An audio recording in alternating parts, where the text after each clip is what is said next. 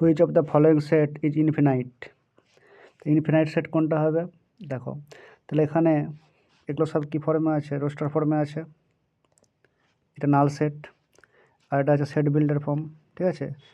তাহলে এখানে দেখো, এখানে আছে কি এটা বিলংস টু, এটা সাজ দ্যাট, তাহলে x such that x belongs to N, N one all natural number. দেখো তাহলে এখানে একটা জিনিস, 1 2 3 4 5 মানে সবই তো ন্যাচারাল নাম্বার।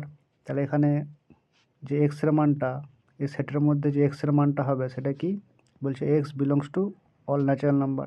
তার ন্যাচারাল নাম্বারের মধ্যে হলে কি 1 2 3 কন্টিনিউ ডট ডট করে ইনফিনিট পর্যন্ত হবে। তাহলে এখানে ইনফিনিট সেট একমাত্র কোনটা হবে, সিএরটা। এগুলো তো সব লিমিট করা আছে, আর এলিমেন্ট তো ফিক্সড 1 2 3, এটা তো কখনো ইনফিনিট হতে পারে না, এবিসি ফিক্সড এলিমেন্ট, তাহলে এটাও হতে পারে না, এত নাল সেট কোনো কিছুই নেই, তাহলে একমাত্র এইভাবে করা যেত সি। অ্যান্সার তাহলে কোনটা হচ্ছে সি। তাহলে কনসেপ্টটা বুঝতে পারলে, বলছে এটা দেখো, এটা তো সেট বিল্ডার ফর্মে আছে, তাহলে এক্সের মানটা কী বলছে, এক্সের মানটা এই যে এক্স বিলংস টু এন, তার মানে কি এক্সের মান 1 2 3 করে ইনফিনিট পর্যন্ত হবে। আর এখানে যে জানতে চেয়েছিল কোনটা ইনফিনিট সেট, সি এর অপশনটা হবে।